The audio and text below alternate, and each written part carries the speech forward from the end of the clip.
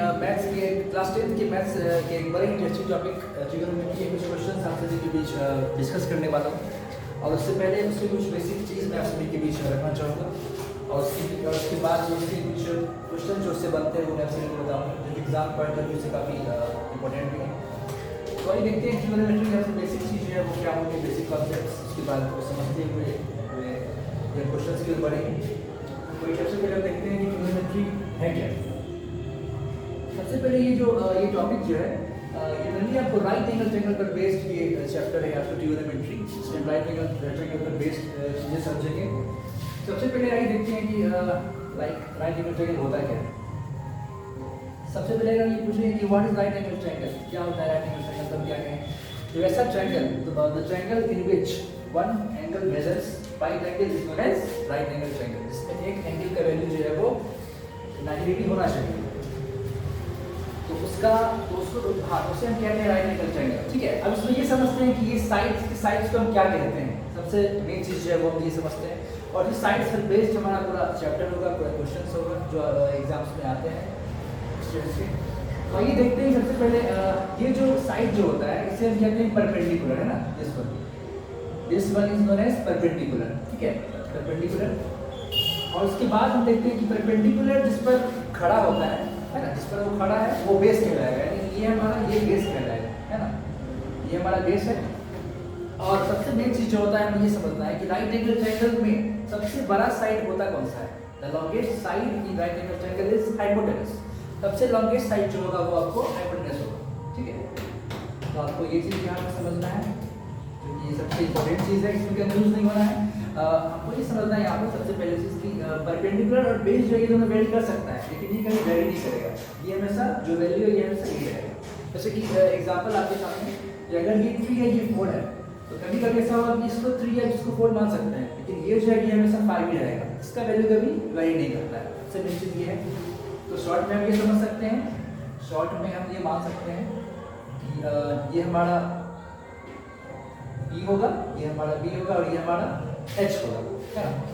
सबसे पहले इसमें हम ये समझते हैं कि ट्रिगोनोमेट्री होता क्या है, ठीक है। इसमें थीटा पर बेस्ड क्वेश्चंस बहुत सारा पढ़ेंगे हम। थीटा, अभी थीटा होता क्या है ये हम देखते हैं। थीटा कहने का मतलब होता है कि एक पर्टिकुलर एंगल होता है। इस थीटा का वैल्यू 0, 30, 45, 60, 90 व्हाटएवर कुछ भी इसका वैल्यू हो सकता है ना। तो इस थीटा के वैल्यू हम देखेंगे, ये बहुत सारी क्वेश्चंस में इसका वैल्यू अलग अलग के देखेंगे हम, इस थीटा के वैल्यू।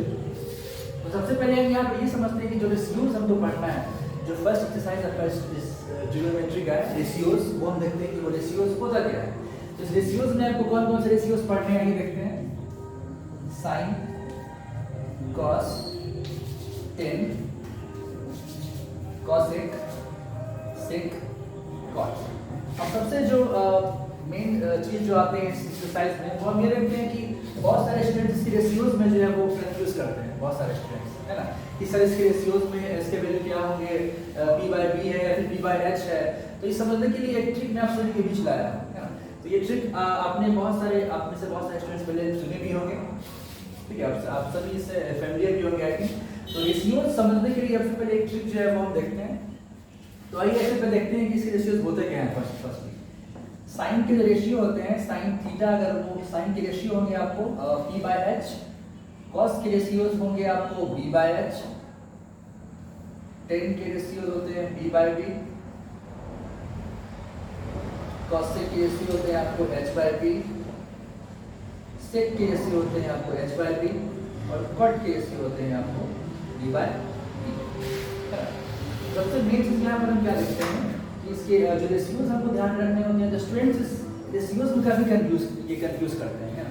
तो इसकी कुछ ट्रिक्स आइए देखते हैं ताकि इसमें आप कंफ्यूज ना हो, है ना। ऐसे कुछ ट्रिक्स देखते हैं। तो फर्स्ट तो यहाँ पे ये मान सकते हैं। सबसे पहला बात तो हम देखते हैं कि ये तो सभी जानते हैं जितने भी लोग हैं कि हमारा कंट्री हिंदुस्तान और पाकिस्तान दोनों क्या है, दूसरे का दुश्मन है। तो उसी दुश्मनी पर बेस्ड है हमारा ये जो ट्रिक है, उसी पर बेस्ड है ना।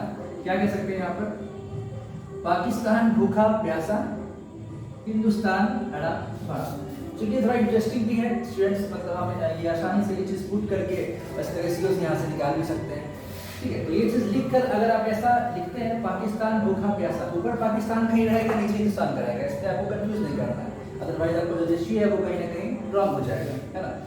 तो ये पाकिस्तान भूखा प्यासा हिंदुस्तान भरा भरा इस तरह से लिखना है। तो देखिए सबसे मेन चीज यहाँ पे हम क्या लिख रहे हैं, लिखने के बाद हम क्या लिख रहे हैं कि जो पहला रेशियो मिल रहा है वो आपको साइन का मिल रहा है ना। तो फर्स्ट रेशियो है वो आपको साइन का मिल रहा है, सेकंड रेशियो कॉस का मिल रहा है और थर्ड रेशियो है वो आपको टेन का मिल रहा है ना। तो तीनों रेशियो आपको यहाँ से मिल जा रहा है। तो जब भी आप रेशियोज में अगर आप कंफ्यूज करते हैं तो आराम से ये चीज लिखकर आप यहाँ से पुट कर सकते हैं कि वैल्यू साइन कॉस टेन, है ना। b बाय x यानी sine, b by x cos और ये b बाय b टेन, ये समझ लेना है। और इसके बाद जो सबसे मेन चीज है वो हम देखते हैं कि कौन सा रेशियो किसका इनवर्स है, ठीक है। अगर आपको ये चीज समझ में आ गया, आई थिंक आप सभी को समझ में आ गया होगा, क्योंकि ये काफी इजी मेथड है। इस चीज में आई डोंट थिंक कि आप में से कोई इसमें कंफ्यूज करेगा, सब समझ जाएगा ये मेथड है। तो इसके बाद हम देखते हैं कि ये कि किसका इनवर्स कौन सा रेशियो होता है, ये आप देखते हैं, जो कि काफी इंपॉर्टेंट है, ठीक है। तो आइए देखते हैं साइन का जो इनवर्स होता है वो हमको देखना है कि साइन का जो इनवर्स होगा वो हमेशा क्या होगा, कॉसेक होगा, आपको ये समझना है ना। सबसे मेन चीज साइन का जो उल्टा होगा इनवर्स वो कॉसेक होगा, कॉस का जो इनवर्स होगा वो आपको सेक होगा और टेन का जो इनवर्स होगा वो आपको कॉट, है ना। तो ये चीज आपको बस ये दो चीज आपको याद रखना है। उसके बाद रेशियोज पर जितने बेस्ट क्वेश्चंस है वो आप आराम से बना सकते हैं। और एग्जाम्स में टेंथ के बोर्ड एग्जाम्स में इससे अच्छे खासे क्वेश्चंस जीरो से आते हैं, जीरो के सेक्शन से। और रेशियोज पर तो क्वेश्चन रहता ही रहता है, एक से दो क्वेश्चन कम से कम 3 से 4 मार्क्स के रहते हैं क्वेश्चन रेशियोज से। तो आइए ये आप समझ रहे होंगे आई थिंक। तो साइन की रेशियो अगर p बाय h है तो cos का रेशियो, तो cosec का रेशियो क्या होगा, h बाय p होगा, है ना। यहाँ से आप समझ सकते हैं ये h बाय p हो जाएगा।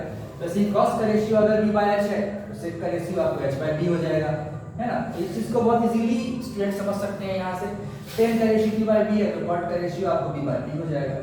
तो ये चीज आई थिंक सारे स्टूडेंट्स का ये चीज जो है वो क्लियर हो गया होगा। आई डोंट थिंक किसी को प्रॉब्लम होगा। और अगर कहीं भी प्रॉब्लम्स आते हैं तो कमेंट सेक्शन में आप इस चीज को राइट कर सकते हैं, मैं आपकी प्रॉब्लम्स को फिर से वहाँ पे क्लियर करूँगा। तो आइए फिर आगे बढ़ते हैं। तो आइए इस पर बेस्ड कुछ क्वेश्चन देखते हैं जो कि इम्पोर्टेंट है। इस पर बेस्ड क्वेश्चन जो एग्जाम में आते हैं वो देखना काफी जरूरी है। वीडियो बहुत ज्यादा लंबा नहीं होने वाला है क्योंकि आप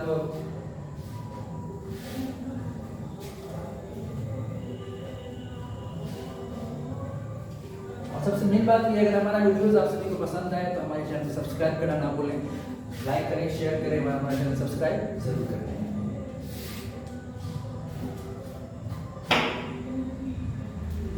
तो इस पर बेस्ड मैं कम से कम क्वेश्चंस देखता हूँ, उसके बाद फिर मैं आगे बढ़ूंगा।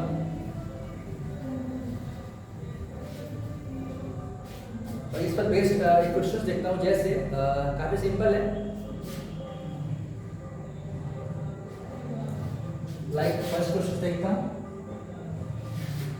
जैसे cos थीटा का वैल्यू अगर 7/25 है, cos थीटा का वैल्यू अगर 7/25 है और अगर बाकी रेशियोज का अगर वैल्यू निकालने को दिया जाए तो वहां पे कैसे निकाला जाएगा, फाइंड अदर बी रेशियोज, है ना। तो सबसे बेसिक क्वेश्चन चीजों का अगर आता है स्टार्टिंग में तो ऐसा नहीं आता है, सब बेसिक क्वेश्चन एग्जाम में आते हैं। सबसे पहले ये cos का जो रेशियो दिया हुआ है, अभी हमने क्या देखा, cos का रेशियो क्या था, b बाय h था। सबसे पहले इस रेशियो को हम उस b बाय h के फॉर्म में लाएंगे, that is the first thing we need to do. ये राइट एंगल ट्रायंगल सबसे पहले ड्रॉ करेंगे। जब भी रेशियोज पर क्वेश्चंस आएगा सबसे पहले राइट एंगल ट्रायंगल ड्रॉ करेंगे, जो रेशियो होता है उस रेशियो को आप पुट अप करेंगे और उसके बाद आगे सॉल्व किया जाएगा, है ना। तो ये b बाय h होता है इसका वैल्यू cos का, तो ये b और ये h। सबसे मेन चीज इसमें जो है आपको किसी स्टूडेंट्स को इस चीज में कंफ्यूज नहीं करना है, इसमें जहाँ कंफ्यूजन हुआ तो हमारा काम वहीं पर खत्म, ठीक है। तो ये हमारा इस राइट एंगल ट्रायंगल में आपको पता है कि ये बेस होता है और ये हमारा हाइपोटेनस होता है। और अगर आपको बेस पता है, हाइपोटेनस पता है, तो यहाँ से हम क्या कर सकते हैं, आपको यहाँ पर p निकालना होगा। और p कैसे निकालेंगे, यहाँ पर पाइथागोरस थ्योरम लगाएंगे, p² + b² = h², जो कि हमारा यहाँ से हो जाएगा ab²। और आपको यहाँ पे ab² ही निकालना है ना, bc आपको पता है, ab आपको bc भी पता है, तो ये हमारा हो जाएगा ac² - bc²। तो ab² = ac हमारा 25² - bc² means 7 whole square.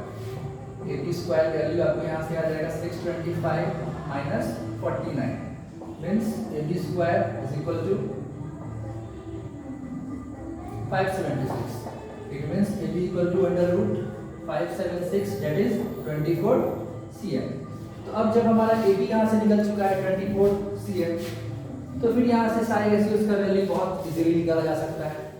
Main तो यही काम था हमारा जो हमने कर ही दिया।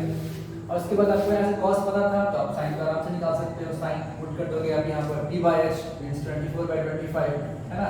cos तो पता ही था आपको। उसके बाद हम बढ़ेंगे नीचे की ओर, हमारा हो जाएगा p by b यानी कि 24/7